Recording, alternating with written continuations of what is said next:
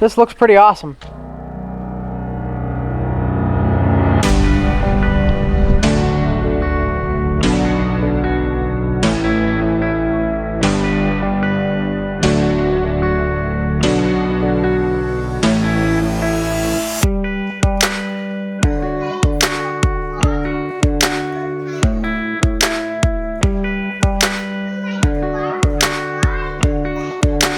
Alright, so friends, in this series, we're headed to the last of the Pennsylvania state parks that we've never heard of, as far as this year is concerned. So we're going to Poe Valley State Park today.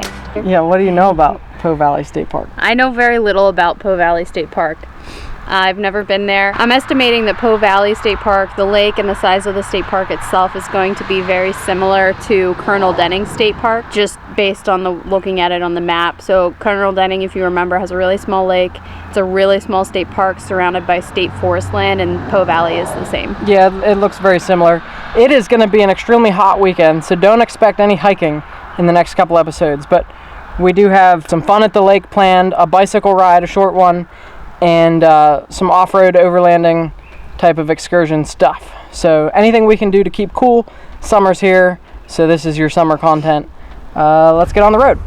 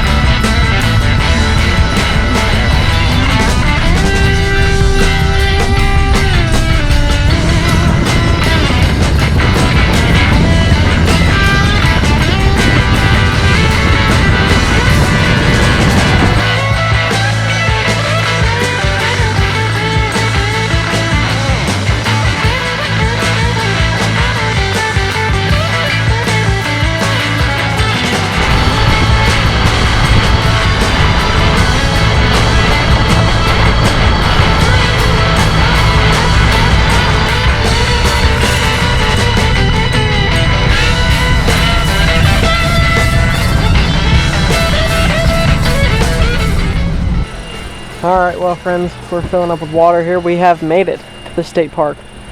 When I say we've never heard of this one, I have heard of Poe Paddy, which is just up the road, but I had never heard of Poe Valley. They're essentially the same place. We had to journey through the Bald Eagle State Forest to get here, and that's kind of be the area that we're going to explore while we're camping here. If you look back that way, it looks like a really nice campground, really secluded, nice wooded sites in this valley here. There's a lake over there, which we're going to be spending a good bit of time at, I imagine, given the heat wave that's coming through here. Yeah, we're going to get filled up with water and go to our site, and we will see you over there.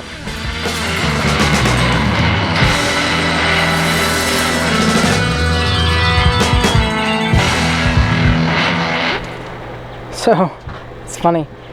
Earlier today, friends, I was telling someone about how well behaved our kids are and how well they're adapted to travel. Well, this little endeavor here has been a total dumpster fire. as you probably seen in last week's video, setting up camp here has not gone well. Helpful tip though, on your first day of your trip, when you have children that are used to eating at a certain time and things like that, you should plan a meal that's already cooked or can be ready at the time that they normally eat.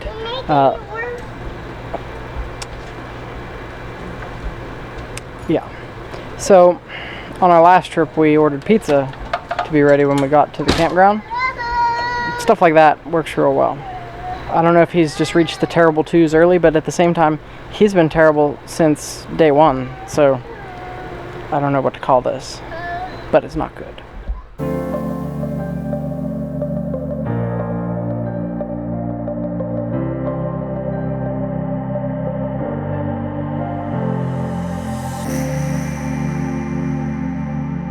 Friends, good morning. First I want to tell you what a beautiful spot this is. I believe this is Sand Mountain Road, but I could be wrong. I'll point it out to you on a map if I can figure that out before we post the video. But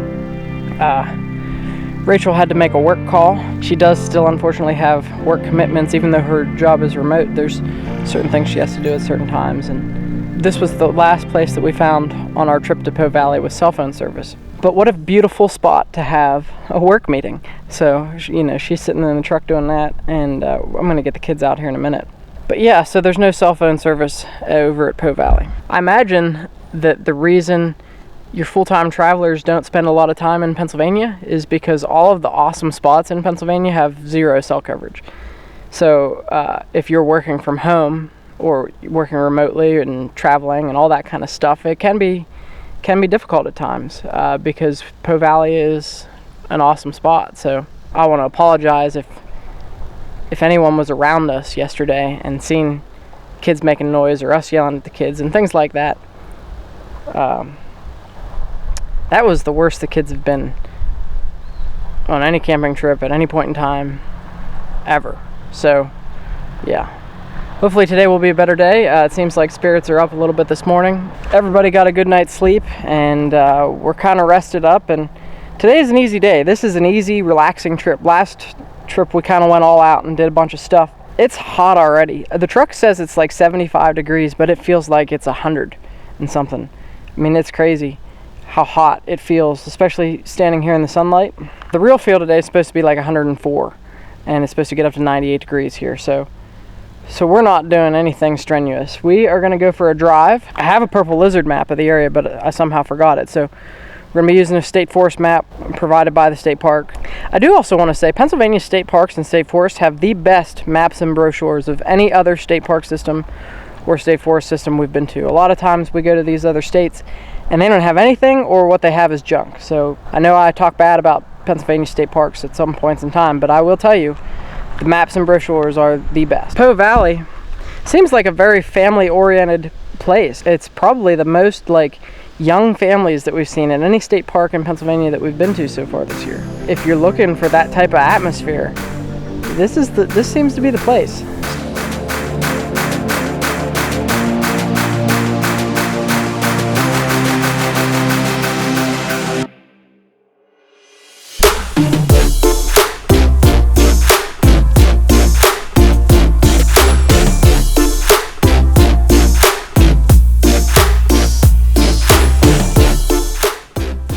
So this is the Pennsylvania State Forest map provided. It's Bald Eagle State Forest. I like the lizard map a lot better, but it's sitting on my desk at home, so a lot of good that's doing us here. I believe I was wrong in saying Sand Mountain Road earlier. I think this is Siglerville Mountain Pike. This vista faces east. There's another vista that faces west on this same pike back a long ways. After we go check that out, we're gonna head to Coburn, because we want to go look at the Coburn Mountain Railroad Tunnel. There's an old abandoned railroad line that comes through this way, and some of it is a rails to trails, which we're going to do tomorrow, which will be next week's episode. Some of it, I guess they maybe have future plans to make it into rails to trails, but not sure. The Coburn Mountain Tunnel, though, is on the abandoned section of railroad, and we can drive pretty close to it. That's going to be a pretty long drive. Then we'll come back up the pike. The other road we need to get on is called Poe Paddy Drive. And that road, it looks like it has 1, 2, 3, 4, 5 vistas on that road. And one of them I know is the Chocolate Drop Vista, which is fairly famous, and so that's the main one I want to see. And then there's another one I think called Penn's View. It is hazy. I don't know if that's still Canadian wildfire smoke or what the deal with that is. I haven't got any air quality alerts on my phone recently, so I really don't know.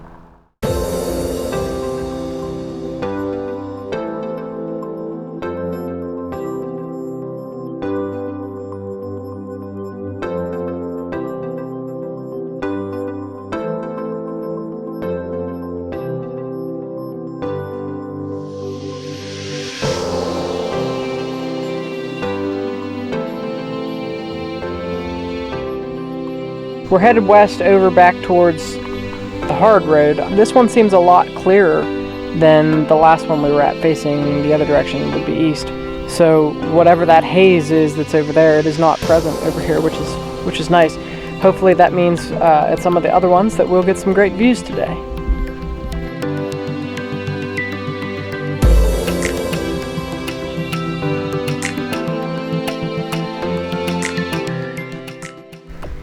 And one of the things, I don't know if I mentioned when we were driving up here to Poe Valley, but just some great scenery. This just is a beautiful area, farm country, and just the type of place that we like exploring. It's very remote area, and I mean you can see out there all the farms. It's just beautiful. What do you think of the view? I think I see a car going down the road down there. Do you? Yeah. Because I see a little white thing moving now. And then it's just a little speck. They get the car. She can be entertaining at times. What do you think of everything where we're at? I'm liking it so far, and I was right. I was surprised to learn I was right. So earlier I had said this park, I'm expecting it to be a lot like Colonel Denning State Park. And it is. The trip in, we are somehow in the middle of nowhere, in the middle of Pennsylvania. You wouldn't think you'd find that, but we are. So it's making it really enjoyable. Driving through the pine forest back here was cool. We'll come back this way, and we'll be taking the Pine Swamp Road. I think it's over to Penview Vista. I think that's kind of like the premier vista on this tour that we're doing here. Oh, okay. I didn't know that. I'm excited too, because a lot of these farms, I don't think any of the ones I'm looking at right now are Amish, but we are also shockingly surrounded by what appears to be Amish country. So I've always enjoyed driving past those farms or getting to look at those farms from any kind of view. So definitely a lot of Mennonites at the campground. Yeah, there is. All right, we're gonna keep on rolling here. Next stop ought to be the Coburn Railroad Tunnel.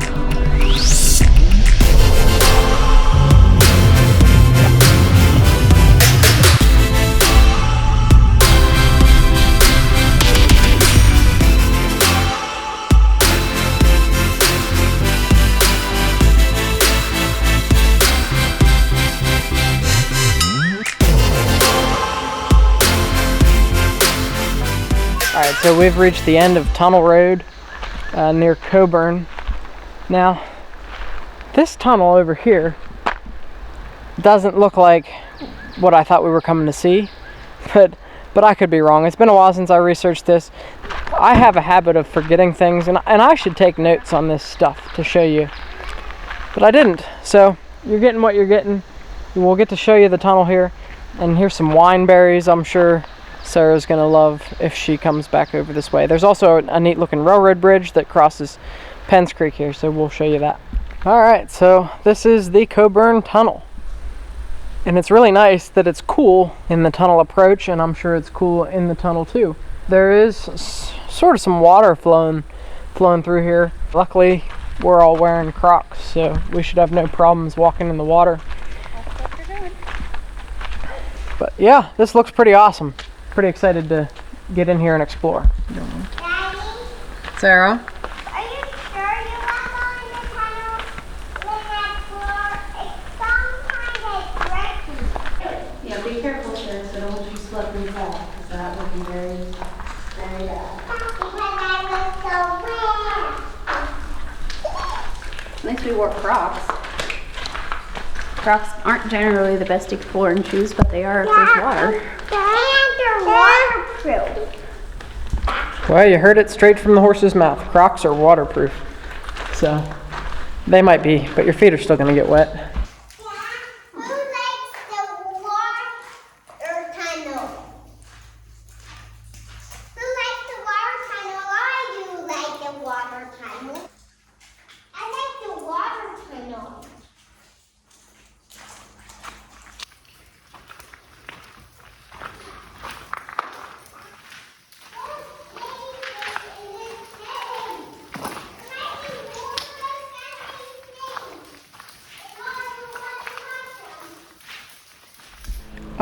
Friends, on the other side of the tunnel, you have like the decorative stonework, the arch above the entrance.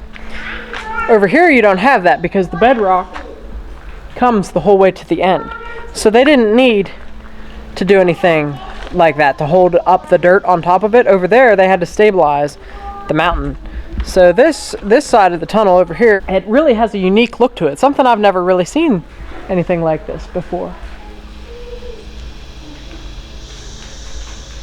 This is pretty cool. Now, the reason we're choosing to show you this tunnel and not just the one we're biking to tomorrow is the one tomorrow is a bat habitat, so you don't get to see how they carved it out of the rock originally as a railroad tunnel. The other one, it's been refurbished so that the bats have a place that can be undisturbed. So I thought this was interesting, and I thought it was worth showing to you. I hope you appreciate it. We do have a lot more to show you yet, though, in this episode. Look, some more wine berries. Everywhere we go, we're looking for berries constantly. The kids love them. We do have some at home, but when we're not at home, we try to, keep a little bit of that in our routine. But you shouldn't eat things out in the wild unless you know what they are. It's very important. We're pretty well versed, I think, in foraging for berries. Just if you're in a survival situation too, this is something I've heard and something I've read. If you're not sure if it's safe to eat or not, rub it on your wrist and see if it starts itching. And if it doesn't, then rub it on your lips and see if those start swelling and itching. And if they don't, then it's a pretty good sign that they're not poisonous. But please, please, please always use caution. If you're out in a survival situation, maybe take one of those plant identification books with you because you just want to be extra careful. Yeah, I mean, my grandfather taught me a lot about the woods when I was growing up, when I was very, very young. I mean, I've been doing this kind of thing since I was like 3, so that's how we know all the things that we do about berries. And then one last thing about this tunnel, if you do want to explore through it, I don't think there's a way to do that without getting your feet wet. So, wear appropriate footwear or don't go through the whole tunnel. Our game plan now is to go check out the bridge over Penns Creek on the opposite side.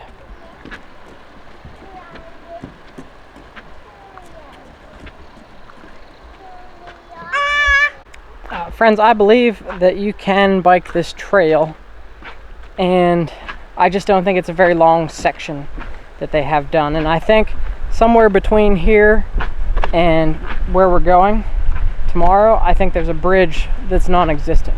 But this is Penns Creek right here beneath me. I fished it a long, long time ago. Bad set of circumstances, the water was high. We didn't really do too well. It's always been my goal to get up here fishing, but right now it's just too hot.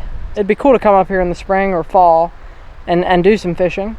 And being that Poe Valley is so close, it'd be a good base camp to use for fishing here at Penns. We're gonna get back in the truck and go see some more vistas. So we'll see you on down the dusty trail.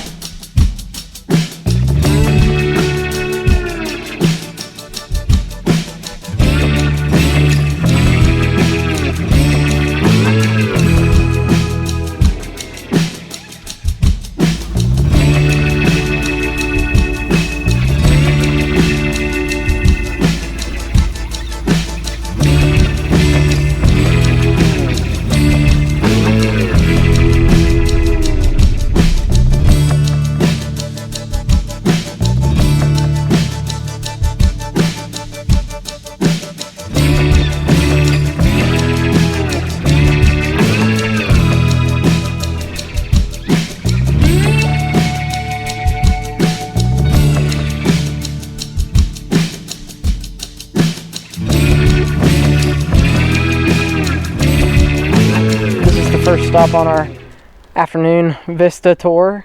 From here, we're gonna have to backtrack back this Pine Swamp Road and then turn on Poe Paddy Drive, and that should take us on a loop all around here. Poe Valley State Park, where we're staying, I think right now we're pretty much right above it, so it should just be right down here someplace. The loop should bring us down somewhere up in that valley up there, and then we'll make our way back down to Poe Valley. What an awesome spot. Just kind of what an awesome area. Scenic area this is. Perfect for a midsummer's vista tour. Here's a good view of the truck. Lots of people asking about the truck. We obviously love driving around out in the woods with the old Hemi.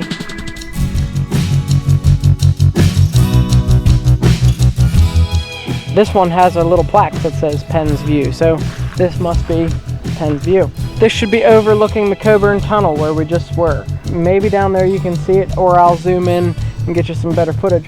The railroad bridge where we just were, and then the river goes out and it does kind of like a horseshoe and comes back towards wherever something's burning. That's where the tunnel is. I was looking for like a more fun road, but this road so far has just been gravel. The lizard map says it was like a high clearance road, but I don't think it is. See the railroad bridge?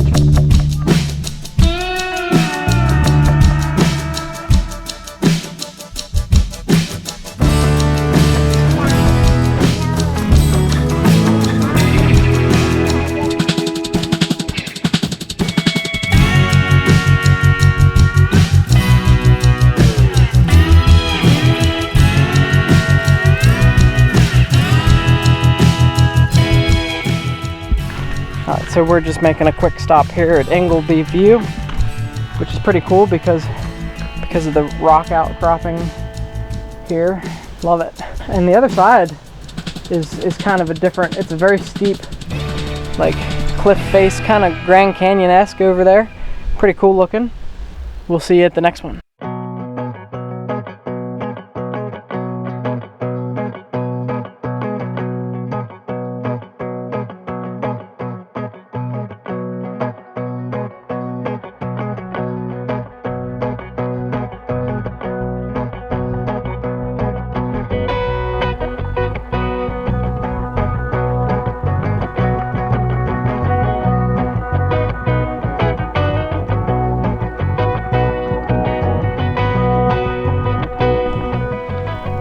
I believe this is looking east from here at Raven's Knob. It's a nice little knoll up here on the mountain and a very good view going that way. And you can also see quite a ways going this way. So it's a pretty sweet spot up here. You get a, I'd say almost 360-degree view. You can see behind us, not much to see up there. It looks like people do camp up here quite a bit. It would be a nice scenic camp spot. You can see the sunrise up here and you can see the sunset up here, so that would be pretty cool. I believe this is Poe Valley back that direction, so that's where we're headed. This road should take us down to Poe Paddy State Park, which we haven't been to yet. Poe Paddy is a much smaller state park, very, very simple place.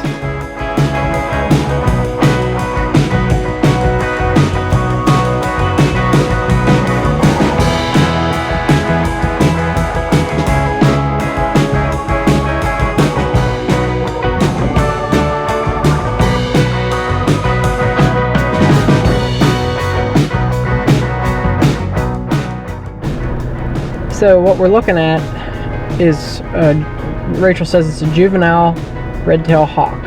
Or red-shouldered. I can't. Red-shouldered? I can't see the tail or the shoulders to tell you. But it's pretty cool. We're driving down this road, and it kind of flew down the road. I don't know what it was doing, but now it's just hanging out up in a tree branch. It's staring at us when we're recording. Yeah. It's confused as to why someone's driving down this bumpy road. I wouldn't recommend it for trucks. If you've got like an ATV or something, then it would be good. Okay. Well, it's bumpy. If you have a better suspension than we do, and we should probably air down our tires, but we're not going to. We're almost done with this. Yeah. Okay. We're gonna keep on trucking.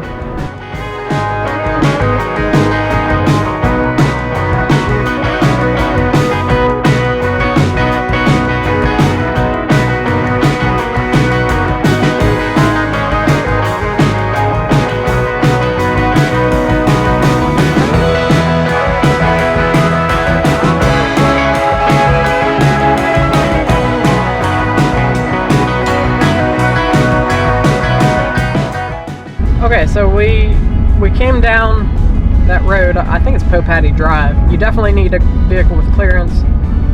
In an ideal world, we would have aired down the tires so it wouldn't bounce us around so much, but for that short section of road, I wasn't about to take that much effort, so we just kind of dealt with it. It brought us down into the Poe Paddy State Park, which I thought they didn't actually have a campground there, but they do, because it brought us right down into the campground. Yeah, it's a state park. Almost, you blink and you miss it almost. It's very small. Very small. And Ryan and I were talking, we can't remember why we didn't get a site in this state park. It could have been because there were no sites left. It could have been because there might be a no pet policy at this particular campground. We can't remember, so. Because that's where I was looking to go in the first place, was Poe Paddy. And I never knew Poe Valley existed. And for whatever reason, I ended up booking the site that we're in, which is just fine by me. And actually, it's better for the kids and stuff because there's a beach down here. If we were staying up here, we'd have to drive to and from the beach, which would not be as fun. So friends, we didn't film very much over at the beach here at Poe Valley, but it's a beautiful beach, and this is a beautiful state park, so I highly recommend the beach. They do have concessions and stuff over there, at least they did today. Right now, several people have mentioned that they like the cooking aspects of the channel, and I don't film everything we cook because a lot of times it's the same thing week to week. Like, I'm getting the charcoal going now for the same chicken dish that we did when we were at Francis Slocum. So as a side, we're doing something else. Never done this before, so I don't know how it's going to turn out exactly, but this is a yellow squash, and cut it up as thin as we could possibly cut it. We're going to dose it in some flour with some seasoning salt, and got some oil going here, heating up, and basically we're going to deep fry it, and we'll see what it's like, so I'm going to give this a shot here.